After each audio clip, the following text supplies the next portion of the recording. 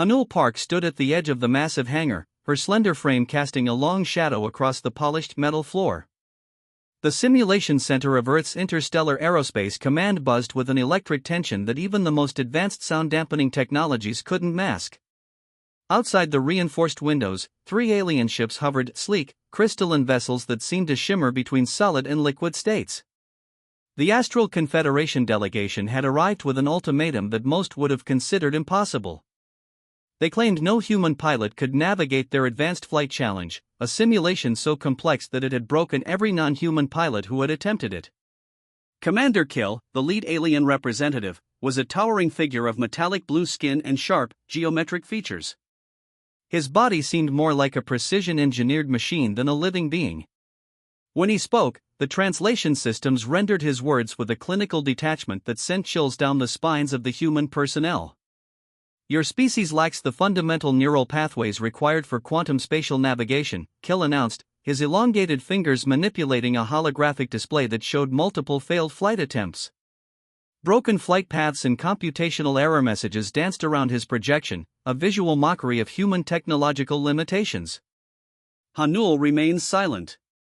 Her eyes, deep and focused, tracked the holographic data with an intensity that seemed to slice through the complex mathematical representations. She wore the standard Earth Aerospace Command uniform, a sleek black and silver design that moved like a second skin, embedded with microsensors that connected directly to her nervous system. The other human pilots had already stepped back, their confidence shattered by the alien challenge. But Hanul saw something different. Where others saw impossible calculations, she saw a puzzle waiting to be solved. Her background wasn't typical for a test pilot. Before joining the aerospace program, she had been a professional rock climber and quantum mechanics researcher. Her brain processed spatial challenges differently, not as rigid mathematical problems, but as fluid, adaptive systems that could be understood through intuition and creative thinking. Commander Kill continued his presentation, showing recordings of alien pilots who had attempted the simulation. Each attempt ended in spectacular failure, ships spinning out of control, computational systems overloading, navigation matrices collapsing under the extreme spatial pressures. No biological system can process these quantum navigation challenges, Kill declared, his voice a perfect blend of scientific certainty and cultural superiority. Hanul's commander, Daniel Rodriguez, stepped forward. "We have one pilot who might change your perspective," he said, gesturing toward Hanul. The alien delegation looked almost amused. Their advanced sensory systems scanned Hanul, a relatively small human woman who seemed unremarkable by their technological standards. Her body showed none of the enhanced cybernetic modifications typical of their most advanced pilots. One pilot? Commander Kill's translator produced what could only be described as a digital laugh. "Your confidence is quaint." Hanul simply smiled. A small, confident smile that seemed to carry more weight than any technological boast. She understood something the aliens did not, that human potential wasn't about raw computational power, but about adaptive creativity. The simulation chamber awaited, its quantum reactive walls shimmering with potential energy. Complex gravitational fields danced within its boundaries, creating a three-dimensional challenge that had defeated every pilot who had ever entered. As Hanul walked toward the simulation entrance, the room fell silent. The aliens watched with a mixture of curiosity and barely concealed contempt. The human pilots held their breath, knowing this was more than just a flight test. This was a moment that could redefine humanity's place among the stars. Her hand touched the entrance control, and the quantum simulation began to activate. Commander Kill's sensors were already predicting her imminent failure, computational models calculating the precise moment her navigation would collapse. But Hanul Park was about to prove that some challenges can't be predicted by algorithms alone. The simulation chamber hummed with an otherworldly energy as Hanul approached the advanced flight console. The system materialized around her, a breathtaking landscape of quantum tunnels, gravitational anomalies, and spatial distortions that would crush ordinary navigation systems. Commander Kill and his delegation watched through reinforced observation windows, their advanced sensory equipment already calculating the probability of failure. The challenge was designed to be mathematically impossible, a series of navigation points that required simultaneous movement through multiple dimensional planes. Hanul's prototype craft sat at the chamber's center. Unlike traditional spacecraft, this machine was an extension of human innovative thinking. Its frame was lightweight yet incredibly strong, constructed from experimental carbon neural composites that could respond almost instantaneously to pilot input. The initial phase of the simulation looked deceptively simple. A series of quantum waypoints flickered in the holographic display, each point representing a navigation challenge that required precise three-dimensional movement. Most pilots would approach this systematically, trying to calculate each movement mathematically. But Hanul wasn't most pilots. Her hands moved differently on the controls. Where traditional pilots would make rigid, calculated adjustments, her movements were fluid, almost musical.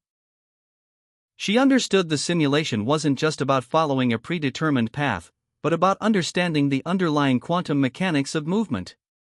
The first section involved navigating through a gravitational corridor that twisted in compressed space itself. Previous pilots had their ships torn apart by the extreme spatial pressures. Their computational systems would freeze, unable to process the rapid changes. Hanul's approach was different. Instead of fighting the gravitational forces, she began to work with them. Her fingers danced across the control interfaces, not just inputting commands, but sensing the underlying quantum rhythms of the spatial environment.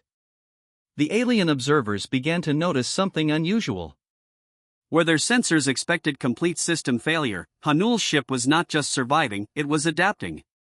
Her navigation wasn't following a preset path, but creating new pathways that their mathematical models couldn't predict. Commander Kill leaned forward, his advanced sensory systems working overtime. "Impossible," he muttered, though his translator rendered the word with a hint of uncertainty. The simulation's second phase introduced quantum tunneling, a navigation challenge that required simultaneous movement through multiple dimensional planes. Most pilots would approach this as a complex mathematical problem, using computational power to calculate precise trajectories. Hanul saw it differently. To her, the quantum tunnel was less a mathematical challenge and more a creative opportunity. Her ship began to move in ways that defied traditional navigation principles, sliding between dimensional layers with an almost intuitive grace. Her background in quantum mechanics gave her an advantage. Where others saw rigid rules, she saw flexible systems that could be understood through creative interpretation. Each movement was a conversation with the fundamental laws of physics, not a battle against them. The alien delegation's initial contempt began to transform into something else.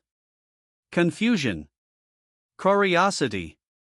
A growing sense that they were witnessing something beyond their technological understanding. Halfway through the simulation, Hanul's ship was performing maneuvers that should have been mathematically impossible. She wasn't just navigating the quantum tunnels, she was reimagining them. Her movements suggested an understanding of spatial dynamics that went beyond computational calculation. Commander Kill's advanced sensors struggled to track her ship's trajectory. Multiple prediction algorithms collapsed, unable to anticipate her next move. This wasn't just skilled piloting, this was a fundamental reimagining of what navigation could mean. The final section of the simulation approached a complex series of gravitational intersections that had destroyed every previous attempt. Multiple dimensional planes would intersect, creating spatial pressures that would crush ordinary navigation systems. Hanul's smile was subtle. She understood something the aliens did not, that true navigation wasn't about following rules, but about understanding the poetry of movement itself. As her ship approached the final challenge, the observation room fell silent. Something extraordinary was about to happen. The quantum tunnel twisted and compressed, creating a landscape of impossible geometries that would break most navigation systems. Hanul's prototype craft moved with a fluidity that defied conventional understanding, sliding between dimensional layers like water finding its natural path. Commander Kill and his alien delegation watched in stunned silence.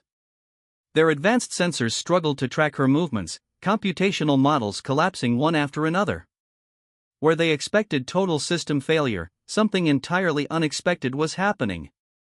Hanul's hands moved across the control interface with a dancer's grace. Each touch wasn't just a command, but a conversation with the underlying quantum mechanics of the simulation. She wasn't fighting the spatial distortions, she was dancing with them. The ship's neural adaptive systems responded to her intuition in ways no programmed algorithm could predict. When gravitational pressures would normally crush a vessel, her craft seemed to breathe and flex, finding paths where paths shouldn't exist. At the critical intersection of three quantum tunnels, something remarkable happened. Where previous pilots had been torn apart by competing gravitational forces, Hanul's ship began to resonate with the spatial environment. It wasn't navigation anymore, it was transformation. Her background in quantum mechanics and rock climbing gave her a unique perspective. Each movement was a calculated risk, but also an intuitive leap. She understood that the universe wasn't a machine to be conquered, but a complex system to be understood and respected. The alien observers began to lean forward. Commander Kill's metallic features showed the first signs of genuine confusion. His advanced sensory systems were recording something that challenged everything they knew about spatial navigation. "This is not possible," he muttered, though his translator rendered the words with a growing sense of uncertainty. Hanul's ship began to move in three-dimensional patterns that seemed to create their own mathematical language. She was writing a new form of navigation, something between science and art. Each movement was a sentence, each trajectory a paragraph in a language of pure movement. The simulation's most challenging section approached a convergence point where multiple dimensional planes would typically destroy any craft attempting to pass through. Previous pilots' ships had been reduced to atomic dust at this point. But Hanul saw something different. Where others saw destruction, she saw opportunity. Her ship began to change. Not physically, but in its quantum signature. It started to vibrate at a frequency that matched the surrounding spatial distortions, becoming less of a solid object and more of a fluid possibility. Commander Kill's sensors went crazy. They were recording something that shouldn't exist, a craft that was simultaneously passing through and becoming part of the quantum tunnel itself. The human observation team held their breath. Daniel Rodriguez, Hanul's commander, knew they were witnessing something extraordinary. This wasn't just a flight test, this was a redefinition of what was possible. As the final convergence point approached, Hanul's ship seemed to dissolve and recreate itself simultaneously. It wasn't moving through the space, it was becoming the space. A sudden burst of quantum energy erupted. For a moment, everything went white. The alien delegation's sensors overloaded. Computational systems crashed. The entire simulation chamber seemed to hold its breath. When the energy cleared, Hanul's ship sat perfectly at the exit point of the simulation. Intact. Undamaged. As if it had simply decided to exist exactly where it needed to be. Commander Kill's translator struggled to process the moment. "Impossible," he repeated, but this time the word sounded more like a question than a statement. Hanul simply smiled. She understood something the aliens were just beginning to learn, that the universe was far more flexible than any technological system could predict. The breakthrough wasn't just about navigation. It was about reimagining the very nature of movement, of existence itself. The simulation chamber fell silent. Hanul's ship sat perfectly positioned at the exit point, every system functioning without a single error. The alien delegation stared in complete disbelief. Commander Kill's metallic skin seemed to shimmer with confusion. His advanced sensory systems had recorded something impossible, a human pilot completing a navigation challenge that had destroyed every previous attempt. Not just completed, mastered with an elegance that defied mathematical prediction. The holographic displays around the observation room showed multiple computational breakdowns. Each alien system had predicted total failure within the first few moments of the simulation. Yet here was proof that their understanding was fundamentally limited. Hanul remained calm. Her hands rested lightly on the control interface, her breathing steady. She hadn't just navigated the impossible, she had transformed the very concept of navigation. Daniel Rodriguez, her commander, stepped forward. The pride in his eyes wasn't just about a successful mission. It was about something deeper, a demonstration of human potential that transcended technological limitations. "Explain your navigation approach," Commander Kill demanded, his translator rendering the words with a mix of frustration and genuine curiosity. Hanul looked up. Her eyes carried an understanding that went beyond technical explanation. Navigation isn't about fighting the environment, she said simply. It's about understanding its language. The alien delegation exchanged glances. Their entire technological philosophy was built on computational precision, on forcing systems to conform to predetermined mathematical models. Hanul had shown them something entirely different, an approach that was part science, part intuition. The prototype ship began diagnostic procedures. Each system reported perfect functionality, not just survival, but optimal performance. Where other pilots had been destroyed by quantum stresses, Hanul's craft seemed to have integrated with the very forces that should have torn it apart. Commander Kill's senior technical advisor approached the holographic displays. Lines of complex data scrolled rapidly, each line revealing something that challenged their understanding of spatial navigation. Hanul hadn't just completed the simulation. She had rewritten its fundamental rules. The observation room began to fill with other personnel. Human pilots watched with a mixture of awe and excitement. The alien delegation remained frozen, their advanced sensory systems still processing the impossible data. How? Commander Kill asked again, his translator rendering the single word with genuine vulnerability. Hanul's explanation was deceptively simple. She spoke about understanding systems not as rigid structures, but as living, breathing environments. Her approach combined quantum mechanics, intuitive movement, and a deep respect for the underlying complexity of spatial dynamics. The technical implications were profound. This wasn't just about a single flight simulation. This was a fundamental challenge to how intelligent species understood navigation, movement, and adaptation. Her ship began to power down, its neural adaptive systems completing their final diagnostic checks. Every sensor, every computational matrix had performed beyond expected parameters.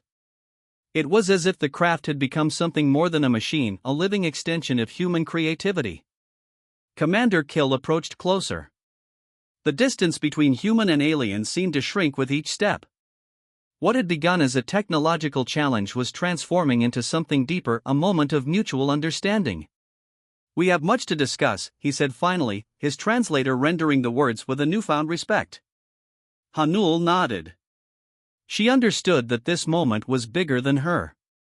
It was about showing that human potential wasn't defined by technological limitations, but by the ability to see beyond them. The simulation chamber hummed with potential. Outside, the alien ships waited. A diplomatic breakthrough was happening, not through weapons or negotiations, but through a simple demonstration of human creativity.